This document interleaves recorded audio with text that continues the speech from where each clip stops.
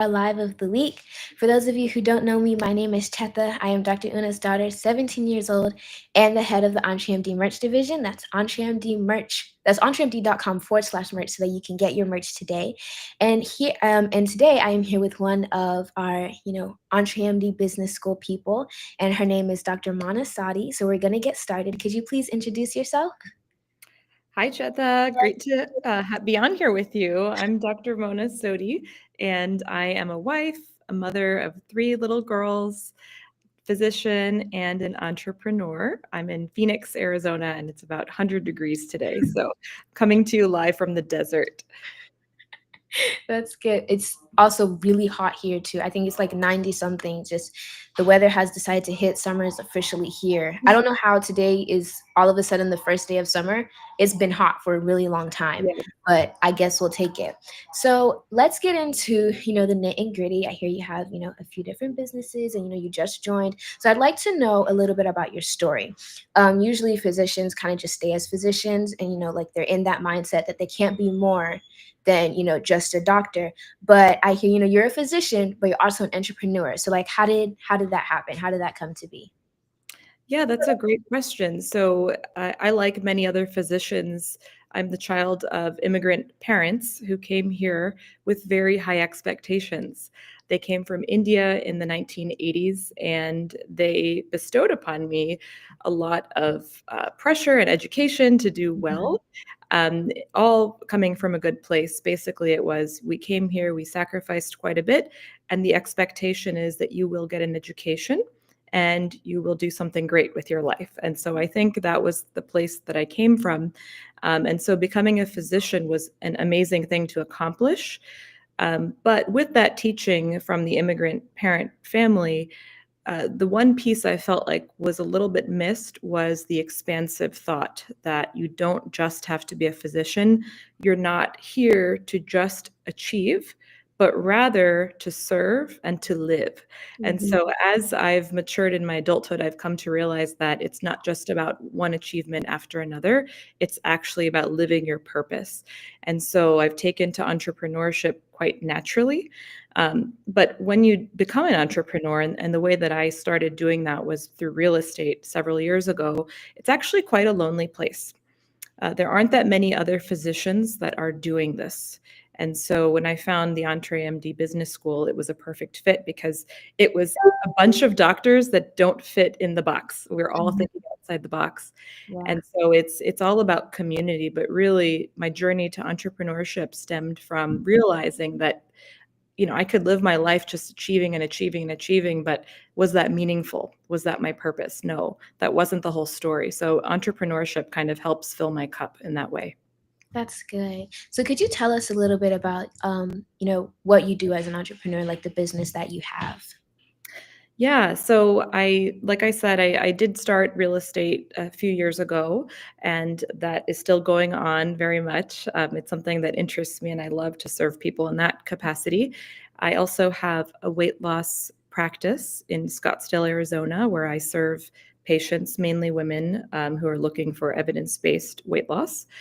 And then my most recent business has been SuperDoc Tech, which is a software company that helps doctors market their practices. And it basically houses technology in one piece of software for them to use. So it's been one thing after another and learning so much along the way. Could you tell me about where the inspiration for SuperDot came from? I usually don't hear about, software companies like that. Yeah, definitely. So when I opened my practice, Monarch Weight Loss, it was good and I could check all the boxes off and, register. You have to do some basics. You have to get a bank account, get an EIN, which is a tax ID. You have to do all these things. And then you have to go and get all these different pieces of software. You've got to have one way of doing a meet and greet, right? So you've got to register for Calendly. And then you have to have all these different social media channels and all these different newsletters. And it was exhausting. I found that, toggling back and forth between different types of software was just uh, I lost a lot of efficiency doing it. And so my co-founder Marissa came to me and said, "Hey, let's build something together that's HIPAA compliant that would actually allow you to just have one place to log in." And all I could think was, I wish I had that when I started my practice and I wasn't just piecing it together. And so that's where it came from, was my own struggle starting a practice from nothing, and being able to give this to other physicians who would just like to make their marketing a little bit easier. That's really good. Okay, and so then you mentioned, you joined the business school because it's, a lot of doctors that are living outside of the box. And the phrase that I hear them say frequently is that, that we're unicorns, that we're not one-trick ponies, right?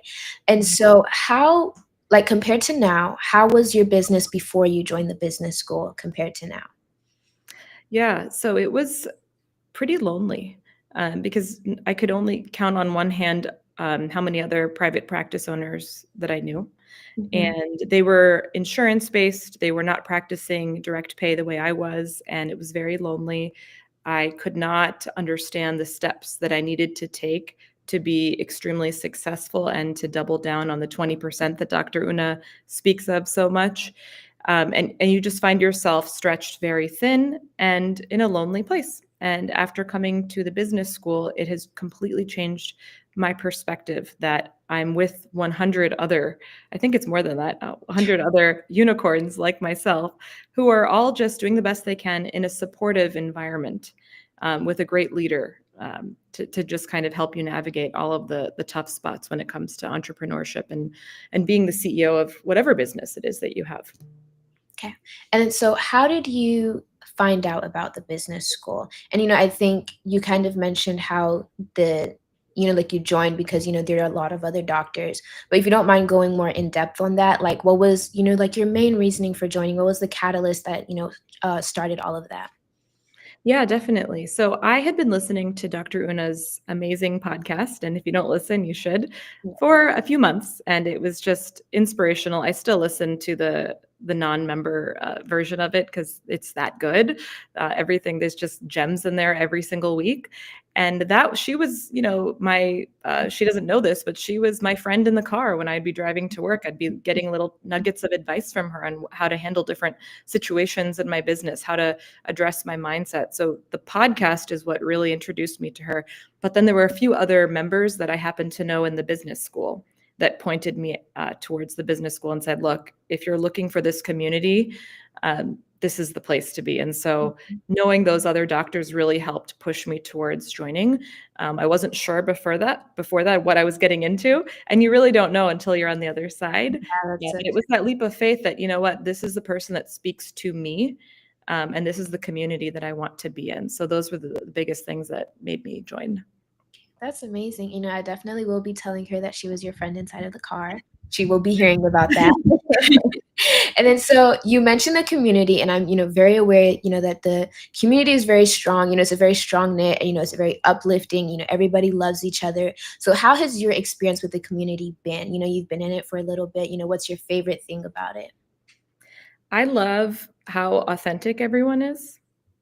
People are not afraid to share their biggest fears, their biggest wins. There are not a lot of places where you can share either end of that spectrum. Hmm. And so I love that it's a safe space for all of that, and everyone shows up authentically as they are. It just helps you relax as a physician entrepreneur and say, it's okay to be worried. It's okay to be excited that something happened, that I met this milestone, and I've got all these people there for me no matter what. And so I know that, like, in our Facebook community, I can post any trouble that I'm having and someone will be there, and they'll have my back. So it's really just that camaraderie and the ability to be authentically yourself and really not hold back in any way. That's really good. So if you don't mind, is there like a personal story that you're okay with sharing, like based off of the community, in a way that they might have helped you? Yeah, that's a good question. I think that sometimes when I thought about how I was going to do pricing, or structure my business, I've asked questions in the community about, does this model work? Does a membership work versus just fee for service? And I've gotten a lot of direct feedback from other people who are maybe 5, 10 years ahead of me that have said, this really works. You might want to think about that, so that I don't have to make the same mistakes as they did. Everybody is there for each other, and so they just want you to do really well. And so if you're having trouble pricing or building out your business model, this is the place to really get that feedback. That's good. That's Yeah. really good. Very tight knit, very loving. Like I've been inside of some of the rooms and I just watch everybody. Every I see everybody loving on each other. They'll leave, the event is over, and then people are like going out. Okay, let's go get lunch. Let's go get dinner. Let's go do this or that. And so it's an amazing thing to see. And so previously I was speaking to you and I asked what is your favorite piece of merch, because that is my division, EntreMD merch. That's where I stand. So you mentioned that your favorite piece of merch was the progress over perfection. And I think that's a lot for a lot of people. Honestly, when I first started making all the pieces, I thought it was going to be, I eat frogs all day, every day, and simply just because of the design and nothing else. But I realized, I kind of connect more to progress over perfection, as I've been doing the lives. And so you mentioned that was your favorite. Could I ask why? Like, why is that your favorite? What does the phrase in itself even mean to you? Definitely. Progress over perfection is just one of the things that I've come to embrace in life, because if you're waiting for perfection, it's just not gonna happen. Yeah. Oh, I love that you have the QR code. That's great. It's not gonna happen. So you just have to put one foot in front of the other and make some progress, and you're going to achieve your goals. That is certain.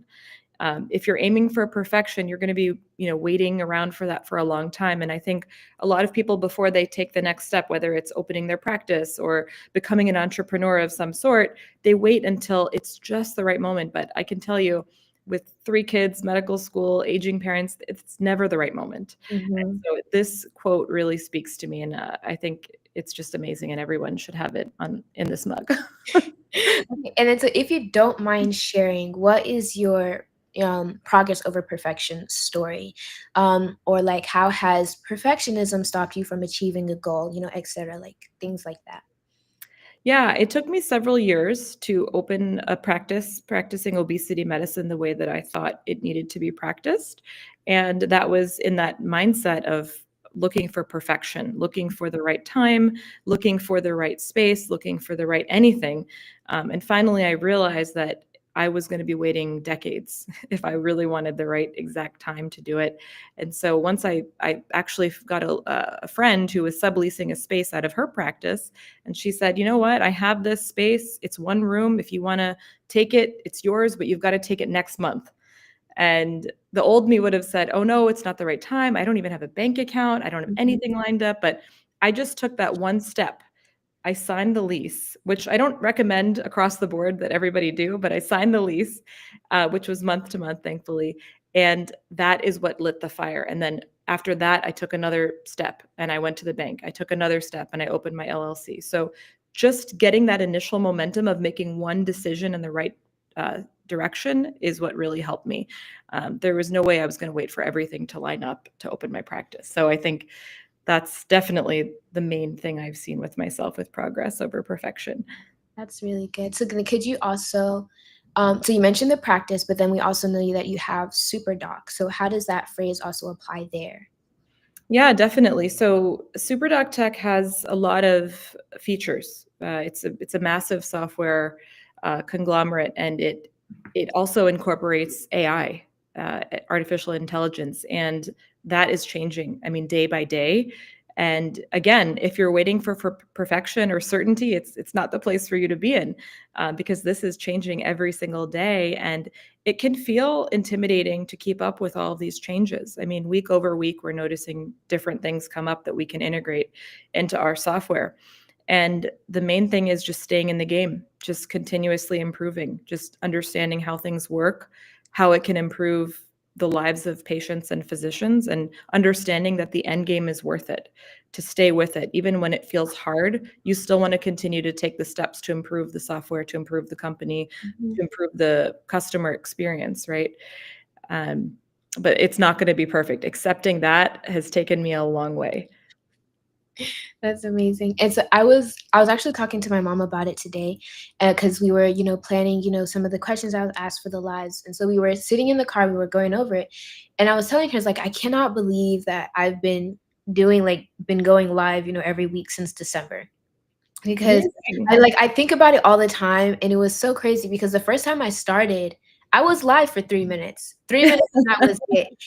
It was live, it was like, "Hey, I sell merch, bye." That's literally how it was.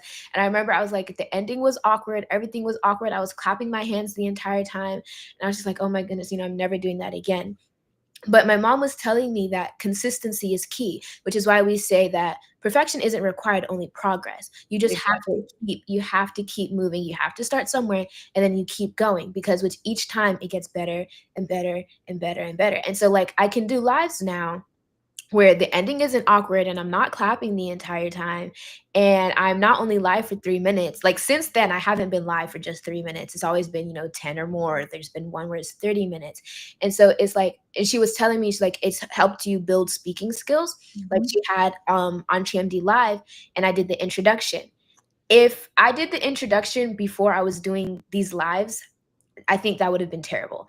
In my personal opinion, I would have been on the stage like I yeah, that's how it would have been for me. But because I've been going live every week and I've been practicing and I've been making progress, it's been better. And I'm super grateful to my mom because I was telling her, like, one of my things that I want to do is a TED Talk. And I told her this, like, after I started going live, and she was like, oh, look at that. You're already on the way to it. Because, you have to start from somewhere. If I'm under the impression that I'm going to do a TED Talk, but I don't go live and I don't speak, publicly to people every week, then that's never going to happen. You have to start from, I have to make progress and I have to start from somewhere, and perfection is not at all required. There's no such thing as perfection anyways. Like you keep going, things will happen. Exactly. That's how my dad likes to use an example of the iPhone, where every year a new iPhone comes out and it's better than the last, but there's never a perfect iPhone. I'm pretty sure everybody has like issues with their iPhone. Mine sometimes it just turns off and I'm like, Yeah. why did it turn off? I was in the middle of using it. Yeah. But each But you time, don't throw it away. yeah, no, no, I sure don't. I restart it and you start using Yes. it again. So, each time it gets better and better and better each time. So, my next question to you is, what do you have to say with the person who is struggling to join, the business school, or they have any doubts, or they're under the impression that, I have to wait till everything is perfect before I join the business school, but they don't want to take that first step? I think that the business school is the perfect place to be if you're on your journey. It's not for just for people that have quote unquote arrived. It's Hmm. for people that are on the journey and want to be on that journey together. Yeah, You don't know how much you need the school until you're in it. that's so true. Yes. You don't know how much support, how much love, how much authenticity is in the school until you're in it. In fact, I missed last Wednesday night's meeting because I had a conflict, and I was thinking about the meeting. I was like, I wish I was there because I need to get that. I need to get that. I need to be in that community. There's so much value in just being in the room, being in the presence of others that are cheering you on, that are sharing their own personal struggles. And Yeah. then with an amazing leader like your mother, to just guide everyone through it. I mean, there's no really price tag I would put on that. It's just so valuable. Hmm. And then, so if you are interested in joining the business school, you can type EBS inside of the chat, and the team will reach out to you. You can, I think you can apply. You can do a consult call just to know whether or not this is your next best step. Because there's EBS, and there's all the books, and there's PPPM. So there's all of the things. So they will reach out to you and let you know. But you have to put EBS inside of the chat. And then, so my next question, which is kind of my last one, is where can people find you? I personally am very interested in the Super Doc just because it's a software, and I think I'm Gen Z, so I like tech like Yeah. that. So I'd like to know more about it, and I'm pretty sure other people are interested. So where can they find you? You as a person, the software, the practice, et cetera, et cetera. Yeah, that's a lot. And, we're starting our own merchandise. So I might be calling you to be a consultant on that. So my practice is monarchconciergewellness.com, which is a mouthful. Um, then the SuperDoc Tech is just superdoctech.com. We post a few of our webinars on our YouTube channel. So if you just go onto YouTube and you search for SuperDoc Tech with an H at the end, you'll find us there. And then on Instagram, we're at SuperDoc Tech. And we're also taking new members for our software company as well. And love to see more people on there. We have a lot of great EBSers there. That's good. Okay, so that if there's anything that we want you to take away from the call, from this interview, right, is that perfection is not required. As a matter of fact, perfection is not a thing.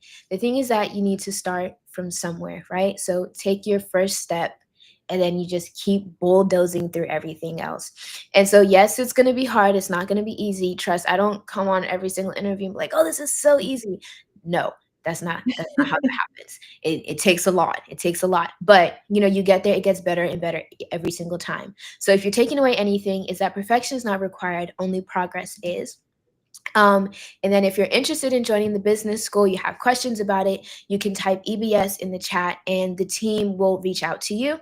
And we'll have all of Dr. Mona's things inside of the description below. So you can also check that out. And then you can scan the QR code, which will take you to the specific product on the screen. But if you're interested in all the other things that we have, it's entremd.com/merch to get your merch today. And so, Dr. Mona, thank you so much for this. I have thoroughly enjoyed myself. I love interviewing people. I love getting to know them more. I can't wait to will I see you at the next event we have? Yes, Yes. absolutely. I'm gonna come to the retreat in October. Yeah, Yes. I can't wait. I can't wait. Thank you so much, Chetha, for Thank having me. you This so has been much. a delight. Thank you.